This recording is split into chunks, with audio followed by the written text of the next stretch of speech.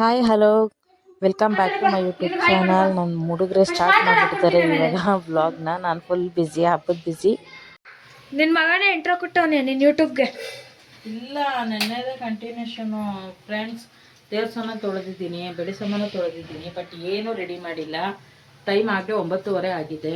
ಏನು ಮಾಡೋದು ಗೊತ್ತಿಲ್ಲ. ಹೆಂಗೆ ಒಂದು ಮಾಡಬೇಕು. ಒಟ್ಟಿನ ಕರ್ಜಿಕಾಯಿ ರವೆ ಉಂಡೆ ಮಾಡಾಯಿತು, ಚಕ್ಲಿ ಮಾಡ್ತಾಯಿದ್ದೀನಿ ಲಾಸ್ಟು. ಇವಾಗ ದೇವ್ರ ಅಲಂಕಾರ ಮಾಡೋಕ್ಕೆ ಶುರು ಮಾಡ್ಕೊಂಡ್ರೆ ಅದು ಎಷ್ಟೊತ್ತಾಗುತ್ತೆ ದೇವ್ರಿಗೆ ಗೊತ್ತು, ನಮಗೂ ಅಂತ ಗೊತ್ತಿಲ್ಲ. ಸೊ ಡೆಕೋರೇಷನ್ ಹೂವು ಎಲ್ಲನೂ ಬೆಳಿಗ್ಗೆನೇ ಹೋಗಿ ಮಾರ್ಕೆಟಲ್ಲಿ ನಾನು ನಮ್ಮ ಮನೆಯವರೆಲ್ಲ ತೊಗೊಂಬಂದಿದ್ದೀವಿ. ಜಾಸ್ತಿ ಏನು ತಂದಿಲ್ಲ. ಶಾಮಂತಿಗೆ ಹೂವಿನ ದಿಂಡು ಹಾರಗಳು ಮತ್ತು ಡೆಕೋರೇಷನ್ ಮಾಡೋಕ್ಕೆ ಅಂತ ಫ್ಲವರ್ಸ್ ಅಷ್ಟೇ. ಜಾಸ್ತಿ ಖರ್ಚು ಮಾಡಿಲ್ಲ ಈ ಸತಿ, ಸಿಂಪಲಾಗಿ ಮಾಡೋಣ ಅಂದ್ಬಿಟ್ಟು. ಓಕೆ, ನಾನು ಬಿಸಿ ಇದ್ದೀನಿ, ಆಗಲ್ಲ, ಸಾಕು ವ್ಲಾಗ್ ಅಷ್ಟೇ. ನನ್ನ ಮಗಳು ಹೆಲ್ಪ್ ಮಾಡ್ತಾ ಇದ್ದಾಳೆ ನನಗೆ.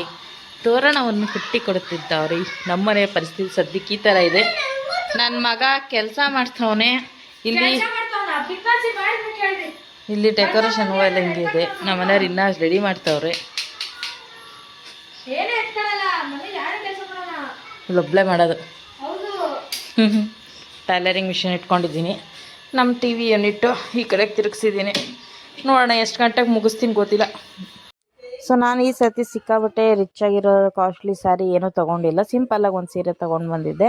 ಸೊ ಅದನ್ನೇ ಉಡಿಸ್ತಾ ಇದ್ದೀನಿ. ಸಾಕು ಅಂತ ನಮ್ಮ ಮನೆಯವ್ರು ಹೇಳಿದ್ರು. ಸ್ವಲ್ಪ ಬಜೆಟ್ ಎಲ್ಲ ಕಡಿಮೆ ಇದೆ, ಎಷ್ಟಿದೆ ಅಷ್ಟರಲ್ಲಿ ಮಾಡಮ್ಮ ಅಂತ. ಸೊ ಅದಕ್ಕೇ ಸಿಂಪಲ್ಲಾಗಿ ಒಂದು 1000 ರೂಪಾಯಲ್ಲಿ ಸೀರೆ ತೊಗೊಂಡು ಬಂದಿದ್ದೆ ಅಷ್ಟೇ. ಸೊ ಇವಾಗ ನಾನು ಸಿಂಪಲ್ಲಾಗೇ ಉಡಿಸ್ತಾ ಇದ್ದೀನಿ. ಯಾಕಂದರೆ ಯಾವಾಗಲೂ ಕೈ ಕಾಲು ಎಲ್ಲನೂ ಇಟ್ಟು ನೀಟಾಗಿ ಡಿಸೈನ್ ಮಾಡ್ತಿದ್ದೆ.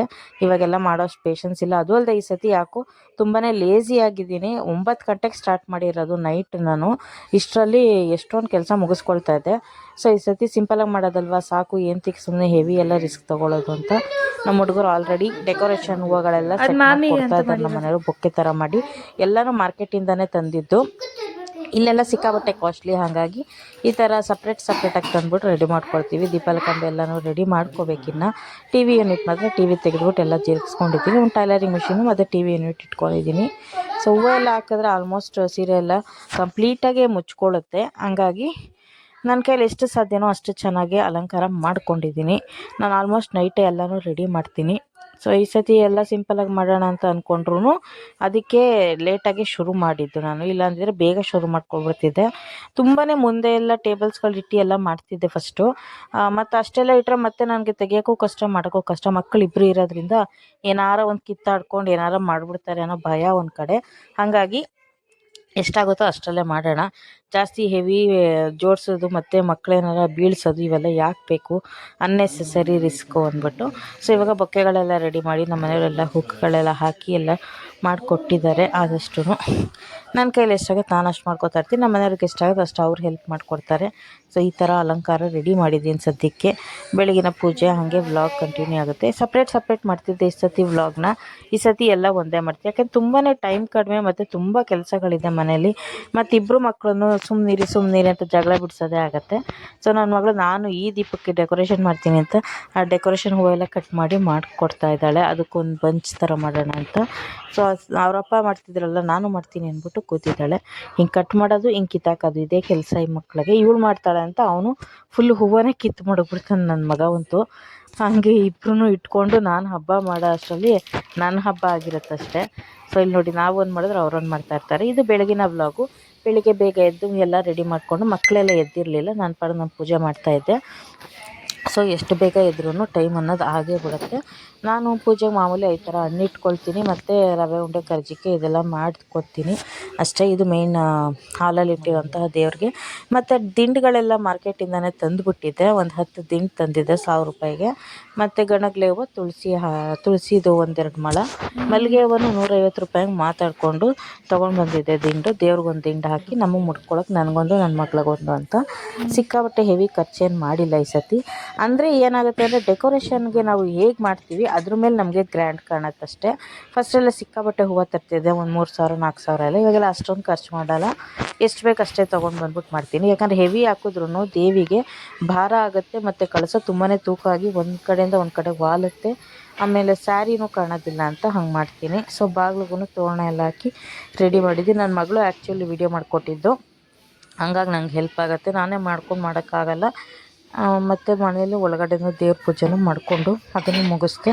ಸೊ ಫಸ್ಟು ಒಳಗಡೆ ಪೂಜೆ ಮುಗಿಸ್ಕೊತೀನಿ, ಆಮೇಲೆ ಈಚೆ ಪೂಜೆ ಮಾಡೋದು. ದೀಪ ಎಲ್ಲ ಅಂಟಿಸಿ ನಾನು ಮಾಮೂಲಿ ಇದರಲ್ಲಿನ ನಾನು ಬರೀ ಅಷ್ಟೋತ್ರ ಓದ್ತೀನಿ. ಮಾಮೂಲಿ ಅಷ್ಟೋತ್ರ ಓದ್ಬಿಟ್ಟು ಕುಂಕುಮಾರ್ಚನೆ ಮಾಡ್ತೀನಿ ದೇವಿಗೆ. ಆನಂತರ ಮಹಾಮಂಗಳಾರತಿ ಮಾಡ್ತೀನಿ. ಫಸ್ಟು ದೇವರಿಗೆ ಪೂಜೆ ಮಾಡಿ ಆಮೇಲೆ ನಾನು ಅಷ್ಟೋತ್ರ ಓದಿ ಮತ್ತು ನಂತರ ಮಹಾಮಂಗಳಾರತಿ ಮಾಡಿರ್ತೀನಿ ನಾನು. ಸೊ ಇದಿಷ್ಟೇ ನಾನು ಪೂಜೆ ಮಾಡೋ ವಿಧಾನ. ಇನ್ನೇನು ಜಾಸ್ತಿ ಡೀಪಾಗಿ ಕೂಲಂಕುಷವಾಗೆಲ್ಲ ಏನೋ ನಾನು ತಲೆ ಕೆಡ್ಸ್ಕೊಂಡು ಮಾಡಲ್ಲ. ನೀಟಾಗಿ ಏನು ಬೇಕು ಮೇನು ಅದಷ್ಟು ಮಾಡಿ ಮುಗಿಸ್ತೀನಿ. ಮತ್ತು ಮಧ್ಯಾಹ್ನ ಒಬ್ಬಟ್ಟೆಲ್ಲ ಮಾಡಿ ಇಕ್ಕೋಣ ಅಂದ್ಬಿಟ್ಟು ಬೆಳಿಗ್ಗೆನೇ ರಿಸ್ಕ್ ತೊಗೊಂಡಿಲ್ಲ. ಮಾಮೂಲಿ ಹಣ್ಣುಗಳು ಮಾಡಿರೋ ತಿಂಡಿ ಇಟ್ಟು ಪೂಜೆ ಮಾಡಿದೆ. ನನ್ನ ಮಗಳು ಸ್ನಾನ ಮಾಡ್ಕೊಬಂದು ಇವಾಗ ದೇವರಿಗೆ ನಮಸ್ಕಾರ ಮಾಡ್ತಾಯಿದ್ದಾಳೆ. ಅವಳು ಇನ್ನೂ ರೆಡಿ ಆಗಿರಲಿಲ್ಲ. ಸೊ ಸ್ನಾನ ಮುಗಿಸಿ ಬಂದಿದೆಯಲ್ಲ, ಫಸ್ಟು ದೇವ್ರಿಗೆ ನಮಸ್ಕಾರ ಮಾಡಿಬಿಡು ಅಂತ ಹಾಗೆ ಮಾಡ್ತಾಯಿದ್ದೆ. ಹಾಗೆ ವೀಡಿಯೋ ಮಾಡಿಕೊಂಡೆ ಅಷ್ಟೇ ಅವಳನ್ನ. ಇನ್ನು ನನ್ನ ಮಗನ ಎಳ್ಕೊಂಡೋಗಿ ಅವನು ಸ್ನಾನ ಮಾಡಿಸ್ಕೊಬರೋಷ್ಟು ನಂಗೆ ಇನ್ನೂ ತಲೆ ಕೆಟ್ಟೋಗಿರುತ್ತೆ. ಗಾಯ್ಸ್, ಪೂಜೆ ಎಲ್ಲ ಮುಗಿದ್ದು ಇವಾಗ ಒಬ್ಬಟ್ಟಾಗಿ ರುಬ್ತಾ ಇದ್ದೀನಿ. ಒಬ್ಬಟ್ಟು ಮಾಡೋಣ ಅಂತ. ನಾಳೆ ದಾಸಪ್ಪನ ಮಾಡೋದ್ರಿಂದ ಇವತ್ತೇನೋ ಕಾಳು ಗೊಜ್ಜು ಅಂಥವೆಲ್ಲ ಏನೂ ಮಾಡ್ತಾಯಿಲ್ಲ. ನಾಳೆ ಮಾಡ್ತೀನಿ ಶನಿವಾರ. ಸೊ ಹಬ್ಬ ಅಲ್ವಾ, ದೇವ್ರಿಗೆ ನೈವೇದ್ಯಕ್ಕೆ ಒಬ್ಬಟ್ಟು ಇರಬೇಕು, ಅದಕ್ಕೆ ಇವತ್ತು ಒಬ್ಬಟ್ಟು ಮಾಡ್ತಾಯಿದ್ದೀನಿ. ನಾಳೆ ಏನು ದಾಸಪ್ಪನ ಇರಲ್ಲ, ಅದು ಹಂಗೆ ಮಾಡ್ಕೊಂಡು ತಿನ್ನೋದು ಅಷ್ಟೇ. ಸೊ ನನ್ನ ಮಗಳೂ ರೆಡಿಯಾಗಿದ್ದಾಳೆ ಸ್ನಾನ ಮಾಡ್ಕೊಂಡು. ಕೈ ತೆಗಿ, ಮಕ ತೋರಿಸಿ, ಈ ಕಡೆ ಬಾ. ಕೈ ಹಿಡಿದು ಬಿಡ್ತಾಳೆ ಪೂರ್ತಿ ಮಕ ತೋರ್ಸೋದು ಬಿಟ್ಟು. ಹೇಳ ಎಲ್ರಿಗೂ ವರಮಹಾಲಕ್ಷ್ಮಿ ಶುಭಾಶಯಗಳು. ಗಾಯ್ಸ್ ಅಷ್ಟೇ ಗಾಯ್ಸ್ ಅವಳದು. ನಾನು ನಮ್ಮ ಅತ್ತಿಗೆನ ಕುಂಕುಮ ಕರೆದಿದ್ದೆ, ಮತ್ತು ಇನ್ನು ಅತ್ತಿಗೆದಿರ್ನೂ ಕರೆದಿದ್ದೆ. ಅವರು ಒಬ್ಬೊಬ್ರು ಒಂದೊಂದು ಟೈಮಿಗೆ ಬಂದರು. ಸೊ ಸ್ಯಾರಿ ಹಾಕ್ಕೊಂಡಿದ್ನಲ್ಲ, ಹಂಗಾಗಿ ವೀಡಿಯೋ ಮಾಡ್ಕೊಂಡೆ ಇವ್ರದ್ದು ಅಷ್ಟೇ. ಸೊ ಸ್ಯಾರಿ ಹಾಕ್ಕೊಂಡು ಕುಂಕುಮ ಕೊಟ್ಟರೆ ಚೆನ್ನಾಗಿರುತ್ತೆ ಅಂತ. ಇನ್ನು ಅವರೆಲ್ಲ ಬಂದಾಗ ನಾನು ಡ್ರೆಸ್ ಹಾಕ್ಕೊಂಡಿದ್ದೆ, ಮತ್ತೊಂದು ಸ್ಯಾರಿ ಹಾಕ್ಕೊಳಕ್ಕೆ ಹೋಗಲಿಲ್ಲ. ಬೆಳಿಗ್ಗೆನೇ ಪೂಜೆ ಮಾಡಿದಾಗ ಕರೆದಿದ್ದೆ ಇವ್ರನ್ನ. ಇವರು ಮನೇಲಿ ಈ ವಾರ ಮಾಡಲ್ಲ, ನೆಕ್ಸ್ಟ್ ವಾರ ಮಾಡ್ತೀನಿ ಅಂತಿದ್ರು. ಹಾಗಾಗಿ ಇವ್ರನ್ನ ಕರೆದಿದ್ದೆ ಬೇಗನೆ.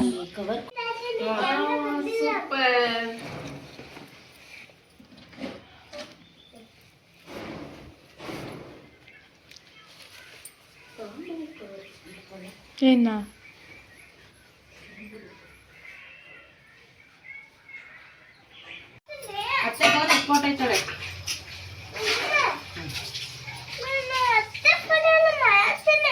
Hi madam.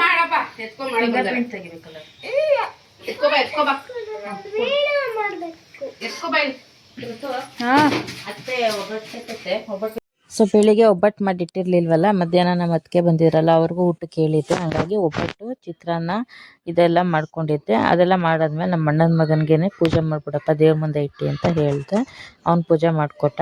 ಸೊ ಅದಾದಮೇಲೆ ಎಲ್ಲರೂ ಕುತ್ಕೊಂಡು ಒಟ್ಟಿಗೆ ಊಟ ಮಾಡಿದ್ವಿ. ಇಷ್ಟೇ ನಮ್ಮ ಮನೇಲಿ ಗೆಸ್ಟ್ಗಳು, ಇನ್ನೇನಿಲ್ಲ. ಇನ್ನು ಮತ್ತು ನಾಳೆಗೆ ದಾಸಪ್ಪನಿಗೆ ರೆಡಿ ಮಾಡ್ಕೋಬೇಕು. ಹಂಗಾಗಿ ಸ್ವಲ್ಪ ಬ್ಯುಸಿ ಜಾಸ್ತಿ. ಸೊ ಈ ವ್ಲಾಗ್ನ ಇಲ್ಲಿಗೆ ಎಂಡ್ ಮಾಡೋಣ. ಗಾಯ್ಸ್, ಹಬ್ಬ ಎಲ್ಲ ಮುಗೀತು. ಅಡುಗೆ ಎಲ್ಲ ಮಾಡಿದ್ದೆ, ಒಬ್ಬಟ್ಟು ಕೋಸಂಬರಿ ಎಲ್ಲ ಸ್ವಲ್ಪ ಮಾಡಿದ್ದೆ. ನಾಳೆ ದಾಸಪ್ಪನ ಮಾಡಬೇಕಲ್ವ, ಹಾಗಾಗಿ ಪ್ರಿಪ್ರೇಷನ್ ಮಾಡ್ತಾಯಿದ್ದೀನಿ. ಸೊ ಇವಾಗ ಫೈನಲಿ ದೇವಿಗೆ ಆರತಿ ಬೆಳಗಿ ಕಳಸನ್ನ ಕದಲಿಸೋಣ ಸ್ವಲ್ಪ ಹೊತ್ತು ಬಿಟ್ಟು.